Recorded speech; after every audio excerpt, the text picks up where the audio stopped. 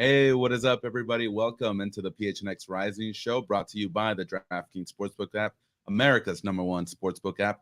Don't forget to hit that like button and subscribe wherever you get your podcast. And don't forget to leave a 5-star review. My name is Ramon Chavez, and I'm joined by my partner, Owen Evans. How you doing, sir? And it's another busy week, isn't it? Like, You love these they, midweek games, huh? my sleep schedule doesn't love these midweek games. I hear that for sure, for sure.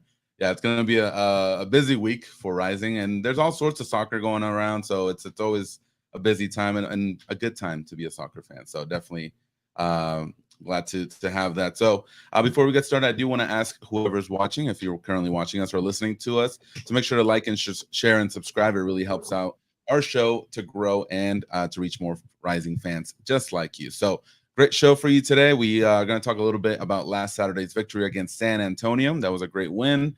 Of course, the U.S. Open Cup game tomorrow against Sacramento Republic. We're going to be previewing that. Doing a little bit of checking up on what's going on around the league and USL action that happened this past weekend. And, of course, give you some updates that are currently happening.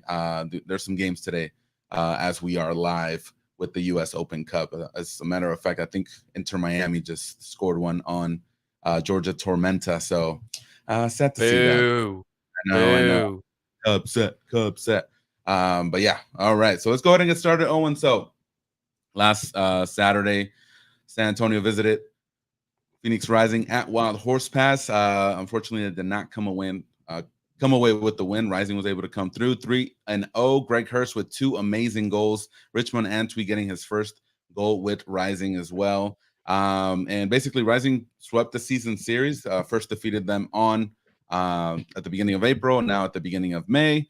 And with this win, Rising moves into 4th place in the Western Conference with 18 points, and they're just behind Colorado, San Antonio, and San Diego. And I do have to note that San Diego has an extra game in their bag. So technically, Rising could surpass them this upcoming weekend. So, Owen, how did you feel about the game and the performance from Hurst and, of course, Antwi? Well, it was Greg Hurst's show, right? End of equation. No one else. I'm not even. I'm almost at the point where if it wasn't that I had 1 or 2 very specific things I want to say about other people, I'd just leave it at Greg Hurst and just that was it. Yeah. I think as a whole team performance, it was fine. It wasn't incredible. Mm-hmm. And instead, what you saw was a couple of moments of brilliance from Greg Hurst, one of which truly fantastic. If it's not goal of the week, something's wrong. Mm-hmm. And then at the very end of the game, the other thing I will say then, if we want to talk about someone else, is Richmond Antwi. I don't think that what we saw should make people really get overly excited about the guy. I think that it's something that we should bear in mind, though, means that he's a good option off the bench late when you're in the lead.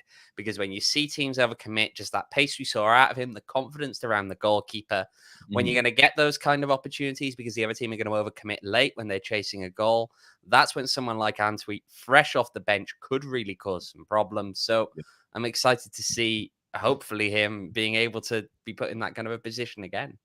Yeah, no, definitely. It was a great time for Antwi. Again, his first goal with Rising.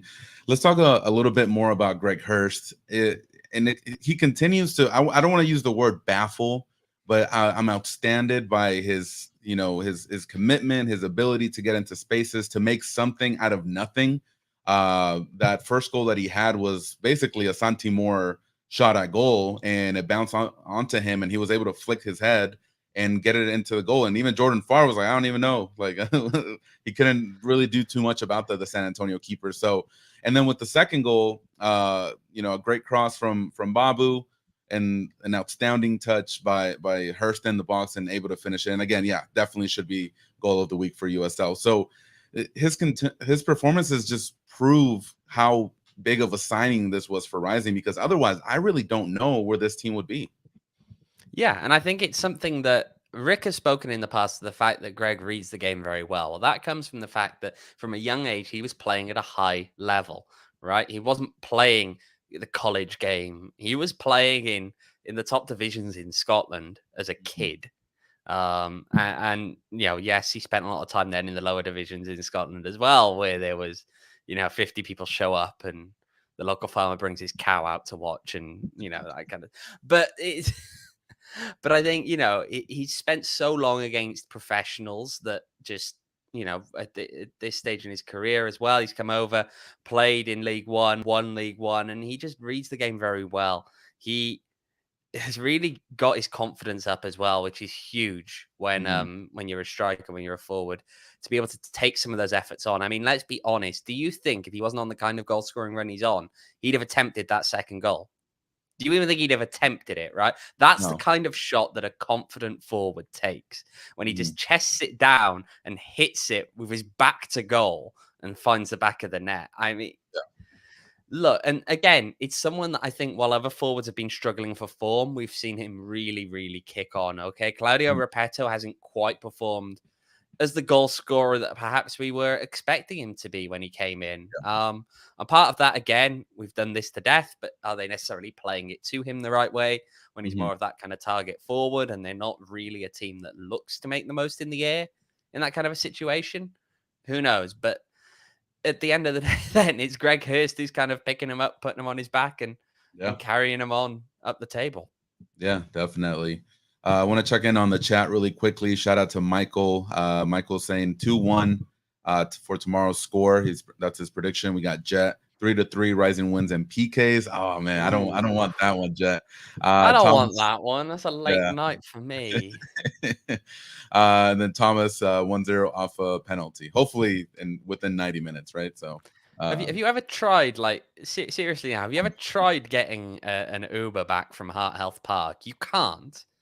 Like, I'm gonna have to well, walk back from that stadium to the hotel. It's oh man, come on, Sacramento, get it together. please no kicks from the mark because I don't want it to go that late. I would like to get back to the hotel at a reasonable time.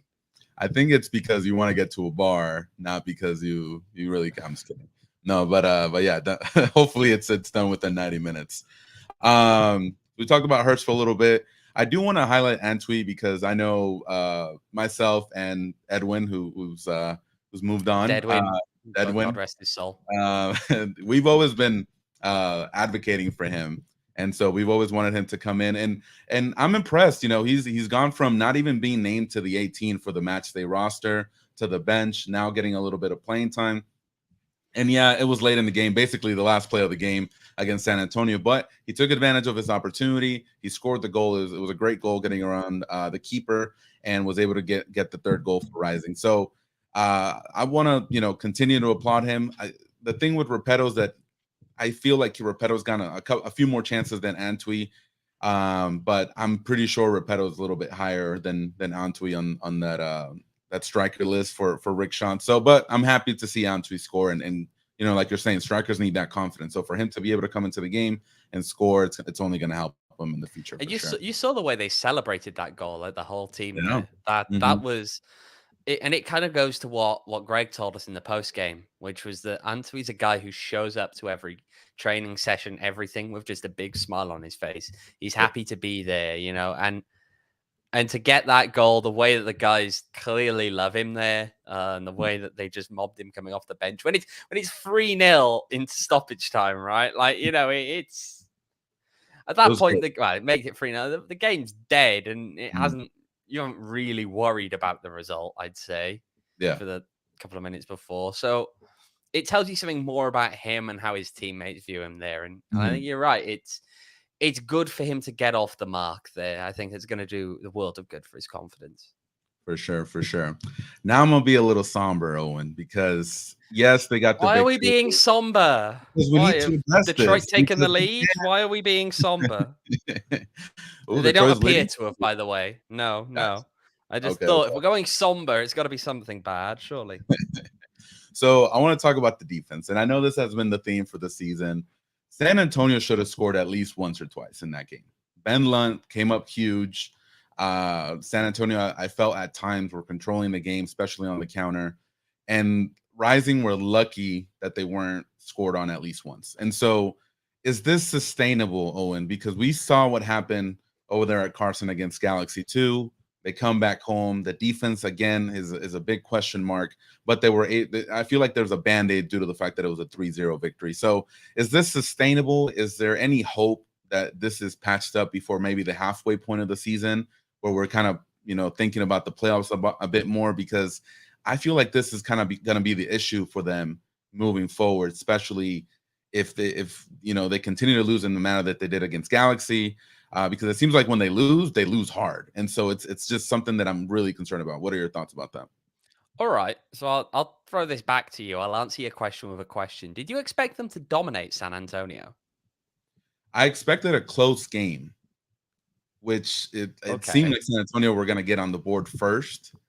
Again, 7 big saves throughout the game, especially one that was in front of goal. I think the Rodriguez one where he kind of gave the ball away in kind of like their defensive third. But that's what I mean. Like that, in most cases, that should have ended up in a But goal. but here's the thing, right? Mhm. No team goes a whole season dominating every game. It just doesn't happen. And if Mhm. you were talking about riding your luck against an Oakland or a Monterey Bay, then I would agree that is a real sign for cause for concern. But I Mhm. think against a San Antonio, this is a team that we've been talking about as a potential finalist. Realistically, you'd say probably outside of Rising, the teams who you'd think are up there are people like San Antonio, it's the Sacramentos. And so if you get a 3-0 win over them, yes, you can say defensively you relied a bit on the goalkeeper, but you're going to a degree. I think that there are concerns in there. I think there were still some moments where, particularly in transition, I didn't feel as though, and to give a perfect example, there were one or two times, and just to call out one player on this one is Joe Farrell, where sometimes you see that he doesn't quite commit to who he's going to track on a transition. Mhm. And he kind Mhm. of just hangs there and he'll hang there in between two players. He doesn't quite know which one he's going to go deal with. And the result is that both of them beat him. Mhm. And that kind of indecisiveness, it that's something, yes, that we did see, but I don't think that specifically having, a fair few chances against San Antonio is necessarily a cause for concern. I do Yeah. think, yeah, the whole body of work maybe, but I don't really want to focus on that in that one game just because it's San Antonio. They're one of the best teams in this league. They should be Yeah. creating chances. Yeah. Yeah. Of course. Before we move on to talk about Sacramento, unfortunately, there were a few injuries that were picked up on Saturday's game. The one example was Lambert. Any updates on him, and then maybe the rest of the team? I believe we do have an injury report in here. Yeah. So Aiden Quinn's going to miss tomorrow. Channing Chasen's going to miss tomorrow. Kev Lambert's going to miss tomorrow. James Musa is probably going to miss tomorrow. Noel Dunn, of course, has been out for a while. We've got a couple of questionables in there. So we've also got, oh gosh, who else have we got? Ryan Flood. He Mhm. missed the game on the weekend because of a stomach bug. So he's questionable. He is back in training, but of course, he's had a little bit of time off. Don't know how that's going to go. And you've also got Joe Farrell, who we know did make the trip up to Sacramento based on the pictures the club have been posting. But he apparently had a bit of a swollen ankle after training today. So, we might have to keep an eye out for what kind of involvement he's going to have. Maybe he'll be on the bench rather than starting, which we've spoken before about how maybe he needs a bit of rest. Well, maybe that is catching up with him. Yeah. And of course, we No. don't have any update there from that last graphic on Sacramento because they apparently don't put things out anymore. I'm sure they're eating up the delightful fines the league probably issue for not posting injury reports. Come on, Sacramento. That's second strike right there. Um, the Aiden Quinn situation, is this a rest more than any injury concerns? No. It's so Rick described on the weekend that Aiden had been battling some ailments, much like Kev had in the week leading up to that game on Saturday. And just by the sound of things, whatever it is that he's been dealing with, he's not fit to play tomorrow. So maybe it is precautionary. I don't know the exact details. We don't quite know what's wrong with Aiden, Yeah. but this isn't something that's come out of the blue. We did know that he was a little bit touch and go in some ways. So I don't know. We'll see. Yeah, we'll see if on that. All right, cool. Well, thank you for those updates, Owen. We're gonna take a little bit of a break and talk about our friends at OG's. So if you guys haven't yet, you guys can stop by your local dispensary and grab some amazing scratch-made THC gummies from our friends at OG's. They just announced their new mini OG's, which is a 3 milligram microdose option for those not wanting to dive right into the regular 10 milligram option. You can try their tropical flavor in either sativa or indica strains, and these are available now exclusively at Zen Leaf locations now through May 11th. So just a couple more days left for you guys. If you're interested in trying the amazingly delicious variety of flavors that OG Brands has to offer, you guys can go to ogsbrands.com. That's OGEEZ brands.com to find an OG's near you. All right. So, Owen, let's transition. So I hear Ramon. Sorry, whoa. I hear that you're gonna if Rising win. I know where you're going with this. No, I'm not hear doing that it. You're gonna have some celebratory OGs. If Rising what wins, I've heard. Sources are telling me. And make history, I will pop one. Yeah, we'll do that. Okay, he's gonna do it. We'll hold you to this. The whole chat has seen it now. We got to hold you to this. Don't clip this, Michael. Don't even forget about this part. Everyone is clipping this. This is happening tomorrow. If they win. All right. The video will be ready to hit send as soon as the final whistle goes. Who's gonna clip this? Everybody's gonna clip this. All right. So let's talk about the big game tomorrow. Rising with a chance at history tomorrow if they beat Sacramento and a chance to make it into the round of 16 in the U.S. Open Cup. So Owen, you were able to speak to Rick about his thoughts on Sacramento. So let's see if we can play that clip. I think he's changed almost the entire roster. I think with Gurr at right back, he's a very good attacking player. You got Archimede, Douglas Martinez, Coelho, who was an addition to the team. You've got Roro as a number 10 now, and he's kind of pulling the strings. And where they're really strong is with Matt LaGrassa in midfield, along with Luis Felipe. I mean, these are two very powerful holding midfielders.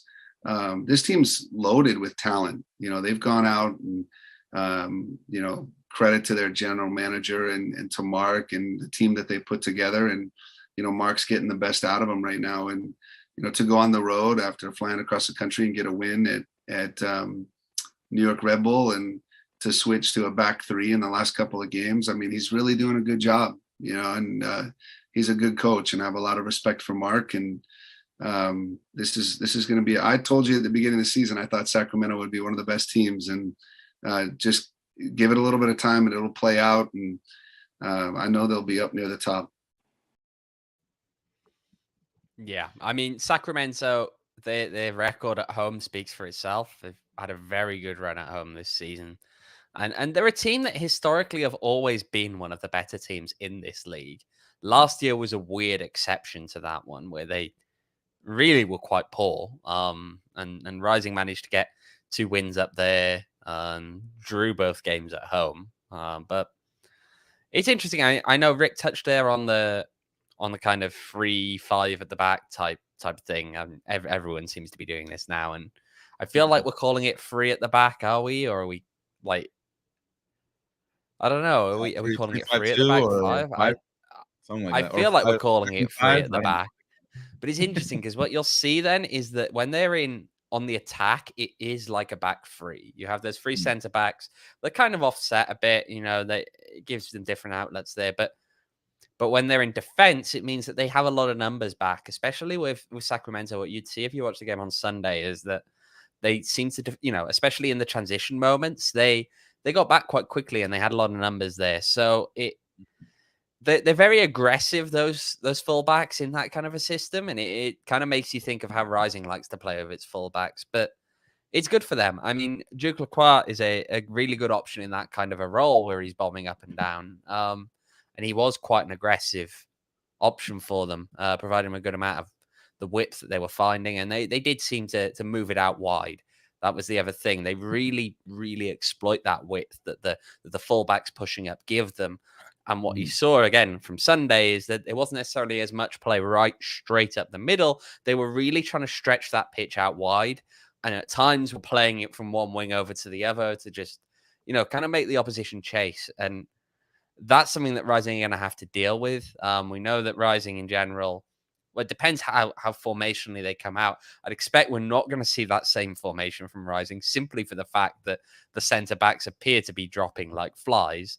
I mean, there's not really any other way of describing it, is there? Yeah. Let's be honest. I think they've got 3 fit centre backs, one of which is a little bit doubtful over the swollen ankle. So I don't see 3 centre backs tomorrow, but it'll be interesting because, again, Rising likes to push those fullbacks up, even when they've only got 2 centre backs in there, and that can sometimes leave spaces there on the wings. So I guess we'll have to see how that works.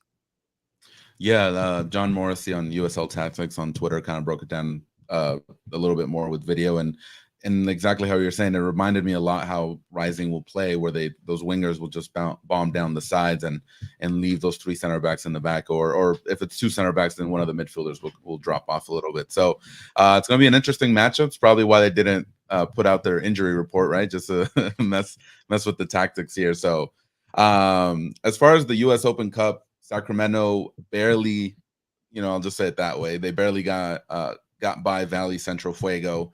A 1-0 victory in their last game. They're coming off a long trip, I guess, from New York. They played in New Jersey against the Red Bulls over there, and they played against New Mexico earlier in the week. So, the style that they play, do you think that's going to catch up to them, tomorrow? The thing about it, though, is that while they did play on Sunday, it wasn't like they had to stay there on Sunday and have the awkward travel day on the Monday, right? They played at 1:00 in New York. So to my knowledge, they flew back that night. They came back on the Sunday, got into Sacramento then. So they've still had their kind of time off, and they're back home now, which is always a positive. It's always helpful when you can be at home. But I don't know if it really will. I think that they are capable, especially knowing that they've got another week before their next game. They're not playing on the weekend. I think that they're in a position whereby they will go for it still and try and be as aggressive as they normally are. And of course, when you got the home crowd pushing you on as well, that always helps in that kind of a situation. Definitely. We spoke about the injuries earlier. Is this the game that Haugli starts for Rising? Do you see that happening maybe with Emmanuel Madrid? What are we thinking back there? You know what? I'd like to, and this was something I was debating earlier, which is how do you really want to have them line up now? And earlier I was kind of, well, Manuel, Haugli, it could work. You could pair those two maybe together and let them have a bit of game time together. And now the reason that I'm really sold on that is that I looked into the stats in Sacramento, and not a good side in the air. They're a bad side in the air, okay? They only win 48% of their aerial duels. Rising win 57%. So if you've got that kind of advantage in the air, why not just, really go down on that and try and control the aerial game to a degree? And so you get a guy like Manuel Madrid in, who we know is physical, we know can create chances with his head. He did so multiple times off set pieces. You got a guy like Haugli, who's 6'5", and again, just by that height is going to cause them problems in the air. So why not double down on that? If you've got that as a potential advantage in there, why not make the most of it? Yeah, no, I think so as well. So set pieces will be key, of course, and getting on the scoreboard, especially when we have someone like Howley, who's 6'5", and it just seems like Madrid always finds a way to get his head on the ball, or any part of his body on the ball whenever he's in the box. So definitely a good option there. We'll probably see Darnell King. Am I correct? I would expect it. I'd expect it, given that his suspension is up. And given that Channing is still out, and Joey can possibly be repurposed elsewhere. That's, of course, the beauty of having Joey Calistri on the team, is that he can play pretty much anywhere you need him to play. Need a right winger? Joey Calistri. You need a center midfielder? Joey Calistri. Need a right back? Yeah. Joey Calistri. You know what I'm most intrigued about now? Yeah. I'm intrigued what the Sacramento fans are going to do now that Solomon Asante's gone, because their whole shtick for the last year and whatever has been solo punched it into the net. I remember first time I went up there, and they had 4 or 5 banners just about him. They were just repeating the same line. Yeah, I don't think they've quite understood the, I don't think they're still talking about it on Twitter almost as though Rising and the punch and everything in it. I don't know. It's stale banter by this point, isn't it? Really, it needs. Yeah, I think there's been enough time since that. So get a new one, get a new joke or something. What are we thinking up top? Wow, Inter Miami got in a fight. I got the game right here. So like no little shoving match up here. What are we thinking up top? Do you see Repetto returning? Maybe Epps. So, What are we thinking?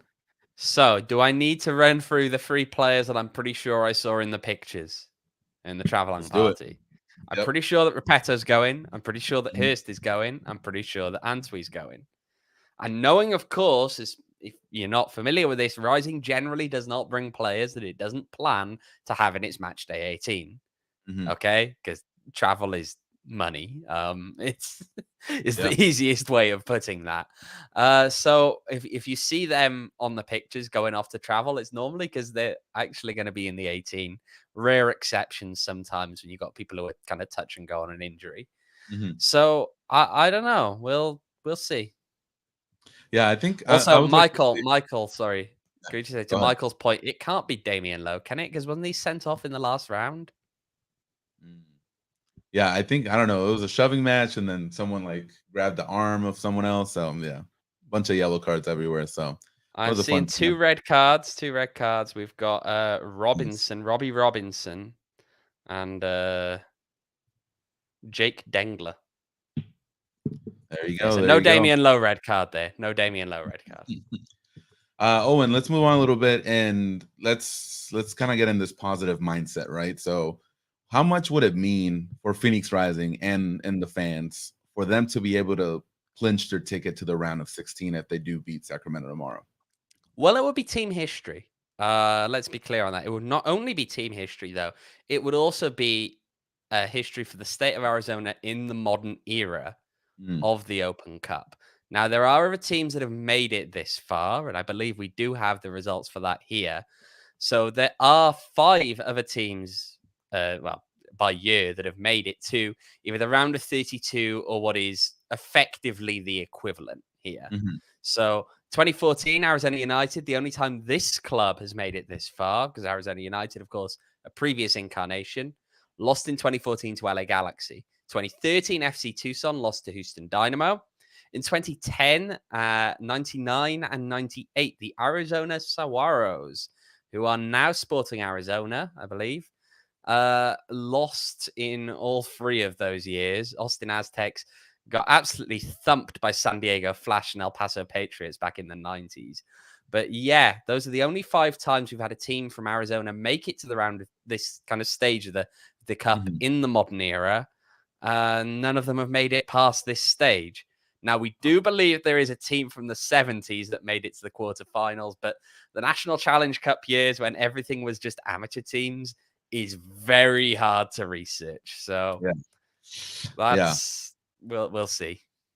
And if I recall correctly, Owen, that 2013 FC Tucson team was managed by Rick Shantz as well. Is that Indeed, correct? it was. Indeed, it Okay. was. And they actually I believe they started their cup run that year with by beating Phoenix FC Wolves, Mm, which is not a true continuation of this Phoenix Rising team, but kind of like just before.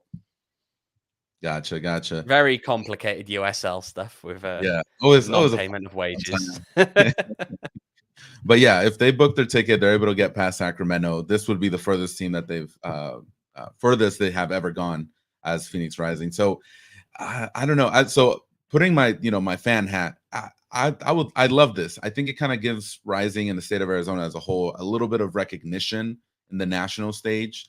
Um, right now you have a multicast, I think, with the ESPN guys or whatever, and they're highlighting all these teams and all these players. So the fact that Rising could just kind of get a little bit more of that exposure, I think just can only benefit the team and its players, and of course, kind of bring in more fans, not only from the state but from out of the state. So I would love that, and then for a chance for this Phoenix Rising team to face an MLS team in the next round, I think that would be outstanding, especially if it could happen at home. Yeah, but the thing that's going to be disappointing, I think, we're going to see tomorrow is that half the stadium isn't open in Oh wow. Sacramento. Okay, and it's going to be a bit of a disappointment, kind of watching that and Hmm. that being, how it's how it's going, especially because I believe it's the stand that you're going to see on TV that's going to be empty. Mm. And it's kind of disappointing. You're in the last 32 of the Why would they cup, choose and that? So weird. well, there's a lot of tickets left to be sold. So we've commented in the past about the fact that Rising's Open Cup attendances leave a lot to be desired. Yeah. And I believe it was only around 2,800-ish that Rising had at the last Open Cup game against New Mexico. Mhm. But it's just sad only opening half a ground, especially when it's the side that you're going to see on the TV. It really doesn't sell this competition. Mhm. This is disappointing. As much as we rip on Detroit sometimes and all of that, at least this stadium looks like, for today's game, it looks like it's a pretty well sold crowd. Yeah. It's Their pretty stadium is busy what, like there. 5,000, something like that? 5,000 people they can fit It in there? holds a bit more than that. It holds a bit more Okay. than that. But yeah, I caught a little bit before, jumping on here, and it looked like a regular USL Championship game. Like, people were there Yeah, ready and to it was a group of fans that were treating the cup as something that's important, and I think that that's something that we should be doing. Yeah. It's kind of difficult when you see these games to really hype up the Open Cup and try and explain to people who often don't understand what it means, how big this is, how much of an opportunity it is for Rising, now they're in the round of 32, and this is big for this club. And yet then, you finally convince them, oh, this is important. They put the game on and they see an empty stand. Yeah. So they're How are like, you is meant to this sell the people kids? on? Is this the guys that don't really play too much? Or because I can kinda It's get that notion where, at least in America, I don't know, Owen, if you feel the same way, these US Open Cup type competitions don't really happen, or at least are in other, let's call them the Big Four, like in the NBA, football, you're not gonna see these type of competitions, which is what you grow up with, when you're in America. So I know, in my experience in Mexico, they did have one. They no longer have that kind of US Open Cup competition in Mexico. And it's sad to see, because you can see, the Liga MX, the top tier teams, compete about with the other, second, third division teams in Mexico. So I love that fact of it. But over here, maybe it's just, an idea that doesn't quite make sense if it's not just a regular week to week league.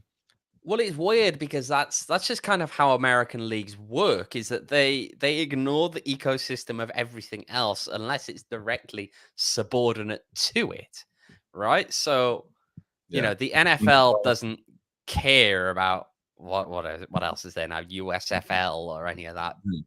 kind of stuff. And then MLB only cares about what it views as its minor leagues because they are directly subordinate to it. They ultimately exist solely for the purpose of creating players that can play at the top level. And so Yeah. football occupies that weird kind of space whereby they all are joined, Mhm. and yet not through promotion and relegation as they are in most countries around the world, but and I mean, Pat is kind of right. There's a really weird view here almost of sport outside the top division, and the fact that because minor league stuff is viewed as it's literally there as a development league. And that's why, when you see other countries around the world in their cup competitions, sometimes they're more serious simply for the fact that, those teams outside the top division, that team doesn't exist just to feed a team in the top division. And here it's getting people who maybe aren't diehards of the lower division teams to really understand that, and to get past the weird stumbling block that you typically have in what they'd view as minor league sports in Mhm. the country. Yeah. No, and and I think that's where they also use like world champion when they don't play like any other like teams or any Oh boy, division. yeah, nothing makes it sound more fun than having a world champion of the NFL when nobody else plays that. Yeah, exactly. It's Yeah, 32 teams in America, comprised almost exclusively of American players. and I don't even think you can really say that about the NBA anymore, because Europe has a really good league over there. Europe, I think Eurobasket, is that what it's called? And they have their own Champions League, and it's a lot of fun over there too. So yeah, I agree with Devin's comment here. American Soccer League should have relegation and promotion. Liga A lot MX, the less. Mexican. Go ahead. The other thing about European basketball is it's a lot less sanitized as well. There's actually, have you seen all the videos lately of all the flares and everything inside these I saw arenas? the Yeah. video of Kevin Durant. He went to visit one of his former teammates in Greece, and like he was a little bit scared because they light the flares and they get all crazy inside the gym, which is like a lot more noisy, I would assume. So Wait, you mean to tell me it creates a better atmosphere than just people shouting defense when the PA tells them to do so? I think so. Yeah, definitely. But yeah, I'm all for the relegation and promotion. I love watching these last few weeks of the Premier League. A team like Everton, might be dropping and seeing all the championship teams, fighting. I love that part of the sport as well. But unfortunately, Mexico MLS, they don't do that. Mexico is said till 2026, but that's really hard quotes there for you guys. But yeah, definitely a big competition, the U.S. Open Cup. Definitely looking forward to a rising win, and hopefully they're able to play an MLS team, and that's what we've been wanting. Don't go jinxing now. Don't go jinxing now, Ramon. But if we're on that one, if we're on that topic, yeah, go on. We need score predictions. So I'll give you my score predictions. Then I want you to answer who you would prefer Rising to play if they were to get past Sacramento. So I am going to go with the 2-1 victory for Rising. 2-1. Is that in 90 minutes? That's gonna be no. I'm gonna 120. I'm gonna say 120. So what's it gonna be after 90 minutes? It's gonna be 1-1, and then maybe a penalty and extra time. I feel like you're stealing my score prediction. I had 1-1 in 90 minutes as well, which for those of you interested, and I know we're about to get onto this with the DraftKings Sportsbook app, but it's 1-1 is plus 550 at the moment on there for tomorrow's game. But yeah, I get the feeling that, look, these are two teams that you have to go back to, I believe, 2018 to find a match that was decided by more than one goal between these two teams. They've been very tight affairs, and so I think that a 1-1 draw is a very, very plausible result going then into extra time. Who knows? Rising might nick it, but I tell you what, I would not be betting for a large winning margin on this game because I don't really see that happening. Yeah, no, I think so as well. Devin with the exact minute, 1-0, 73rd minute. He's not saying who, but he's saying someone's going to score it in the 73rd minute. So if we're going to get a 1-0 result, the goal scored in the 73rd minute, we're going to have to find some kind of prize for Devin there just because that's so specific. Yeah, we'll hook you up. I'll make sure you get like a Rising shirt or something. So after these score predictions, who would you like Rising to face in the next round? In chat, make sure to put yours as well. Got the San Jose Earthquakes, Seattle Sounders, the Champion League winners for CONCACAF, Seattle Sounders for you. I don't want any of them. I want Cal United Strikers. Ooh. Give me the Nisa team. Quarterfinals. Come on. I don't know. We'll see. To me, I think you have to bear in mind there's only so many MLS teams that you can knock out. Right? And you get to that point where it's just like, if you can get to the quarterfinals and not face a single MLS team, I think you got a path to the final if you do that. Like, you can knock off one, maybe two. Okay. But you're not going to knock off like four. So the better, the less that you can face, the better. Maybe like in the last two, right? That's where you want to face them, last two rounds. Let's see, a little bit of we'll see what happens. So, Owen, just from my understanding, everybody else is there going to be another draw, or are they still going to just face the group that they're in? Yeah, there'll be another draw. So there will be a draw on Thursday, and that will set the bracket. At that point, we will know who Rising's opponent is in the round of 16. We will know who they would then go on to play in the quarterfinal. And Michael, that's Northern Colorado is not going to happen. Geographically, it's not going to happen. Hailstorm. I'm just saying. No, because there's already 3 teams we know to Rising's west. So yeah, it's going to be a group of 4 with them. I'd be very shocked if it wasn't. And so, yeah, you'll know who'll be playing in the round of 16. You'll know who'll be playing in the quarterfinals. You'll know realistically who's playing in the semis and the final. You just don't know what the hosting priority is for those games. Okay. That comes later. But we will know the round of 16 and quarterfinal draw on Thursday morning if US Soccer sticks to the timetable that they put out. But of course, do we trust the federation to do so? they've moved draws before, so we don't know. I just don't wanna Hopefully see a Thursday. draw again. It's so cringe.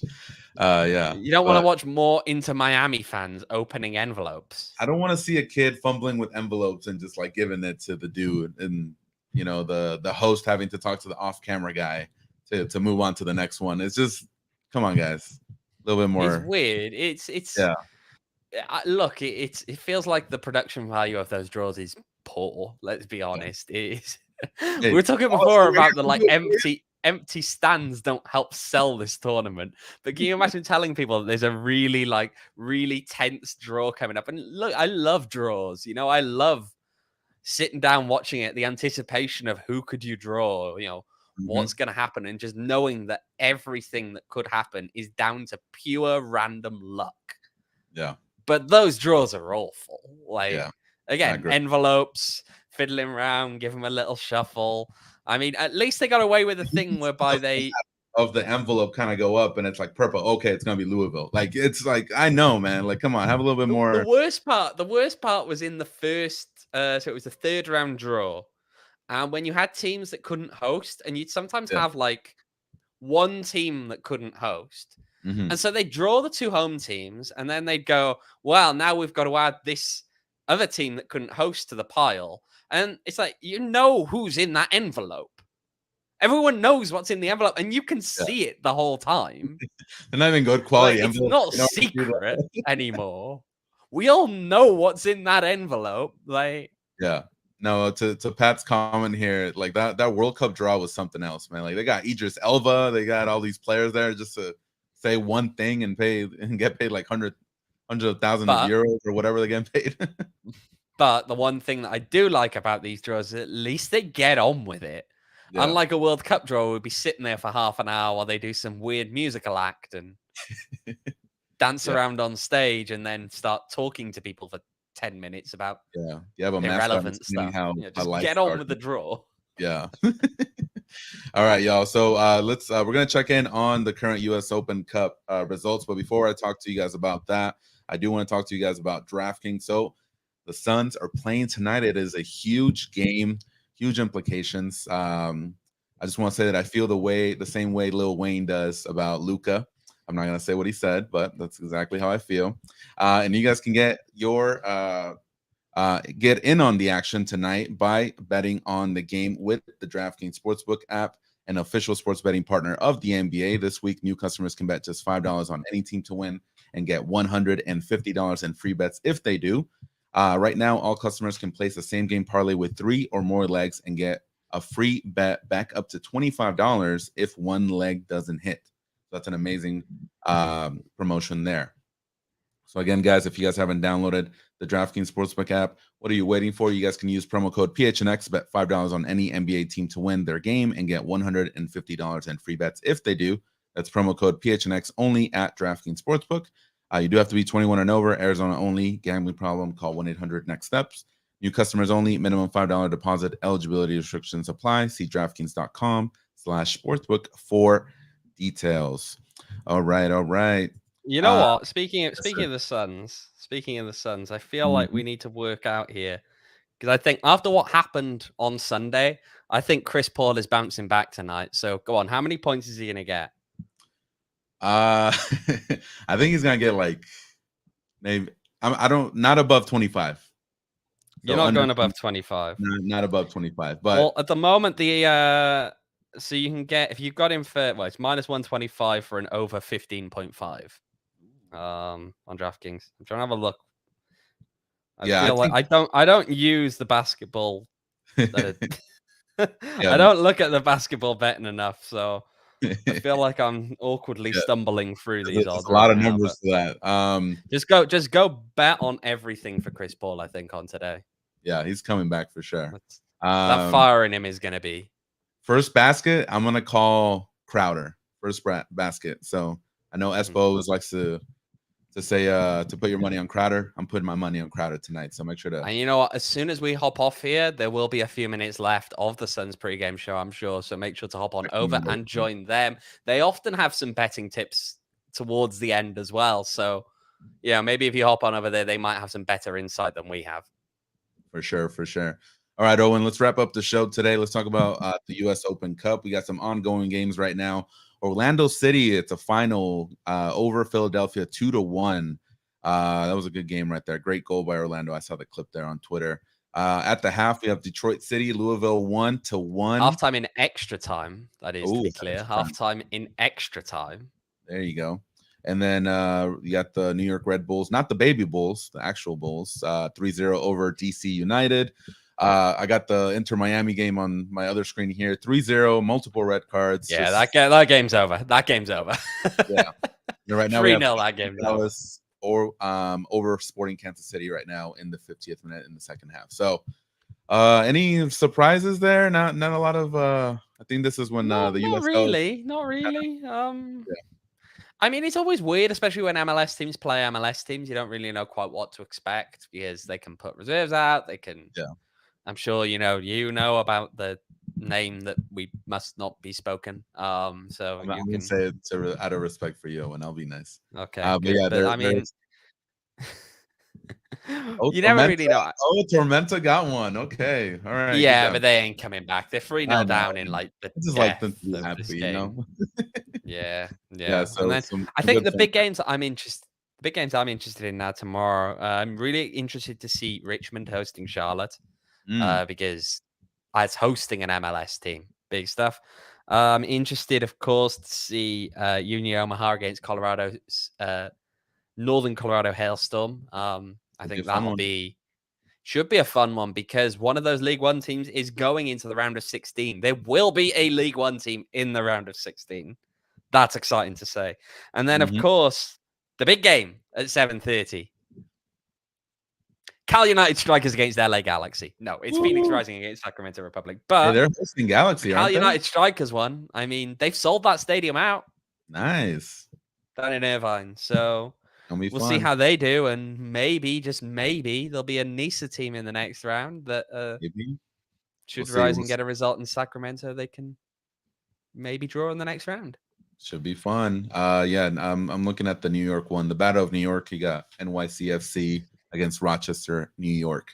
That one should be fun. Oh, the Rhinos. They're the Rhinos. Stop calling them Rochester, New York. No, they're rebranded. Jamie Vardy rebrand nonsense. Yeah, let's do it. All right, so yeah, good couple of days here coming up with U.S. Open Cup play. We will be back tomorrow live after the game.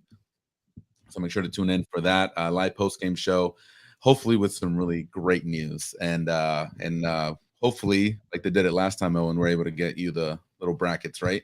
That they did for the draw. So during the show. So we'll see. Hopefully we'll know pretty quickly. We should the thing about when you get to round of 16 is it gets a lot easier to work them out anyway. Yeah. So get the interns back there at the US Open Cup. Over in Soccer House in Chicago, just mashing away at their computers. Yeah. All right, y'all. So that's it for tonight. Thank you so much for joining us. Shout out to Michael, Pat, Devin, Thomas. You were here earlier in the chat. Thank you so much. I do want to thank Emma today for helping us out in the producing side. Thank you so much for helping us out tonight. And if you guys haven't yet, make sure to subscribe to our Twitter account, PHNX__rising. Double the underscores, double the fun. Yes, sir. So again, to catch us tomorrow for our live post-game show after the Sacramento Republic FC versus Rising game.